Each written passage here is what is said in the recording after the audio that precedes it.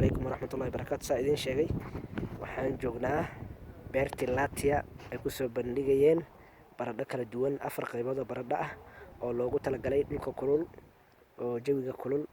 oo u dhaxeeya muxuu ahaa temperature-diisa 0 ilaa iyo 40 eber ilaa iyo 40 degree dhulka loogu talagalay intaas bay ka bixi kartaa bahashan baradhada la dhahaya haddaan weliga arkin geedaha baradhada